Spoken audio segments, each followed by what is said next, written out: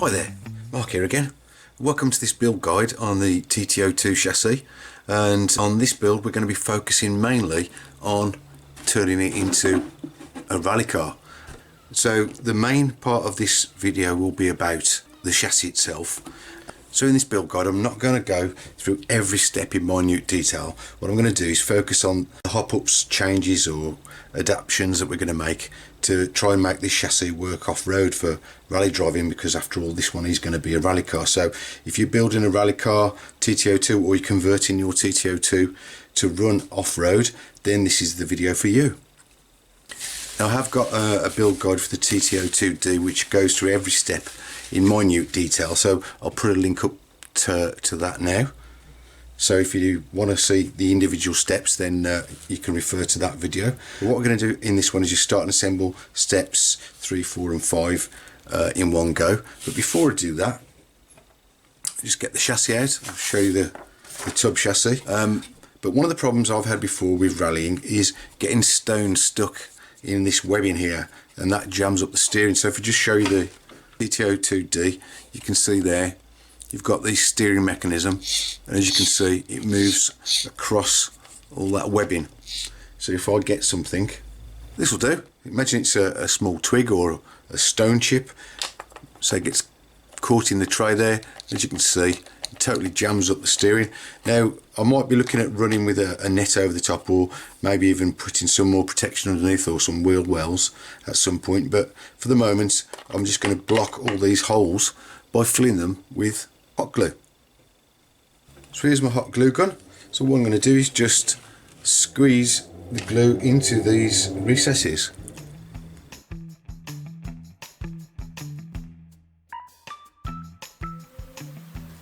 Okay, so that's the hot glue in place, and we can get on with the rest of the build.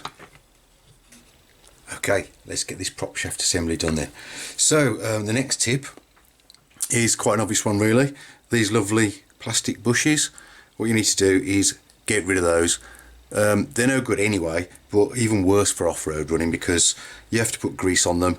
The grease, where it's open to the outside, will attract dust and grit. It'll turn into a grinding paste, and these will last 5 minutes. So get rid of those. Metal bearing replacements. The car will have much less rolling resistance, and because we've got more resistance when we're running off-road, that's exactly what we need. So it really is a must to get those, else you'll be putting the car under far too much strain with the plastic bushings. So all my parts are laid out. Let's whiz on and get this part done.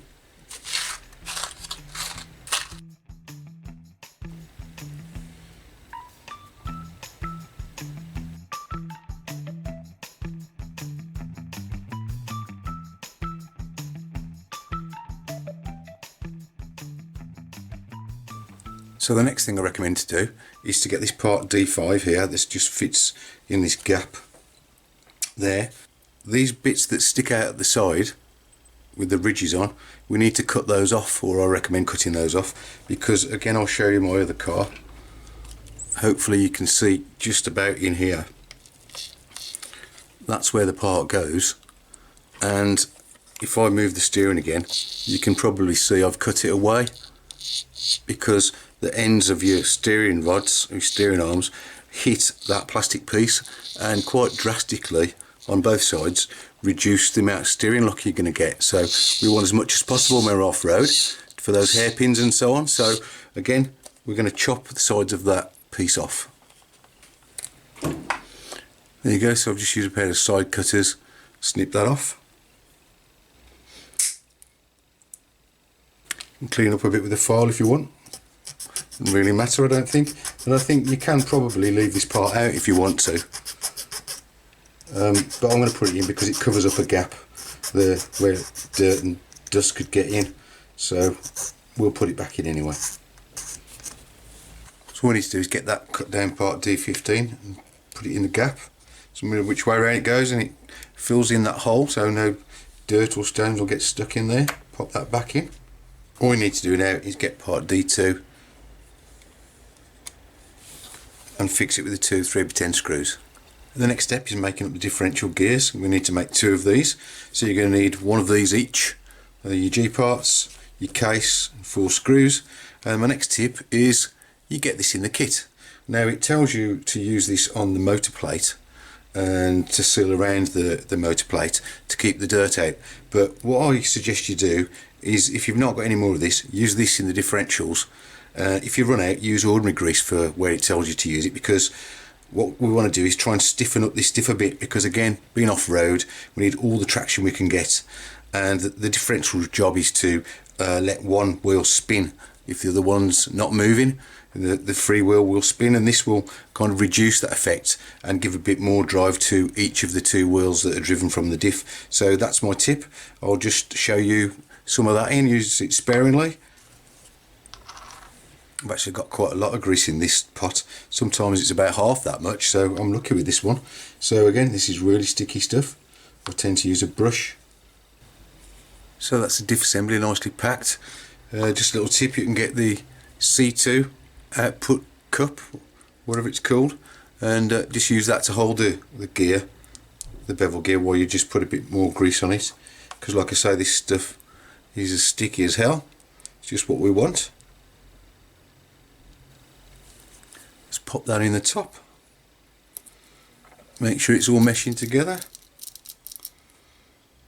A bit more grease around here, and then put the ring gear on the top and do up the 4 screws. So that's both diffs done and in place. Note the orientation, the front one, the bevel gear on it goes on the other side, opposite to the one at the back, as you can see. And before you put the casings over the top, the A4s, another tip is to use your AW grease and go all the way around the mating surfaces to stop any ingress of debris into that case.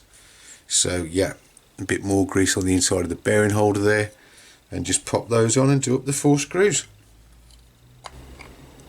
Okay, so that's the top diff covers put on, and then I've also completed the next steps, which is 7, 8, 9 and 10, where we basically fit in the upper arms.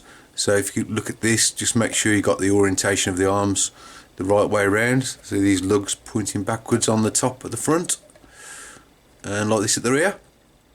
When we've done that, it's on to step 11, and so this is another little change we're going to do here.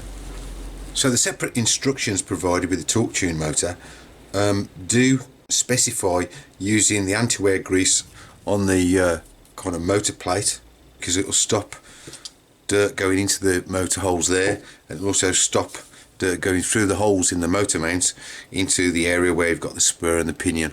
So we want to keep dirt out of there. Okay, the other thing it does say is only to use 17 tooth provided pinion. You get a 19 tooth as well. They're both steel, so they're both good gears. I'm going to go with a 19. It says not to, but I've run one with a 22 and it's fine off-road if everything else is up to scratch on the car. So what we're going to do is follow this then and get that anti-wear grease in place.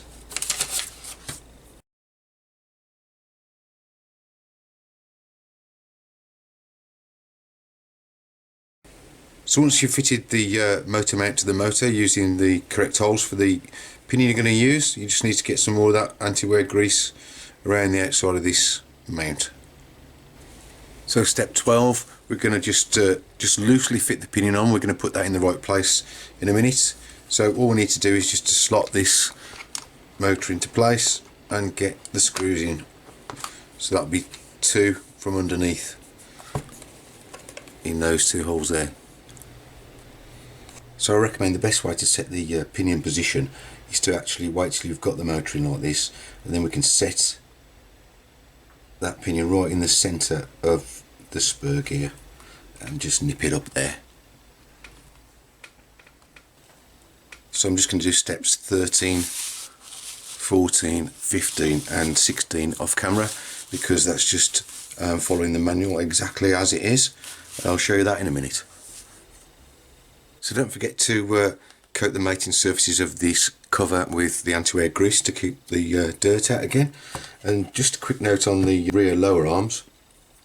You might be able to see from this, if you turn it over, there's this kind of tab there at the end, and that restricts the suspension movement, so you need to trim that off like I've done this side.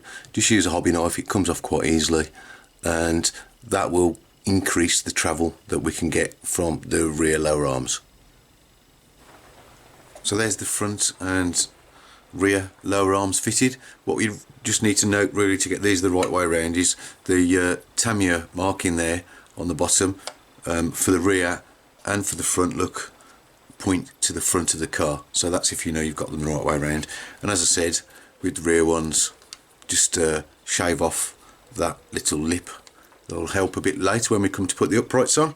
So I've just jumped straight ahead then to step 17, and I've also done step 19, which is just preparing the uprights. So what I suggest you do with this is get your uprights, put your bearings on the inside and your outside, obviously your metal bearings, put your wheel axle through and just hold that in with a spare R-clip. Obviously that'll stop the bearings falling out and stop the shaft falling out.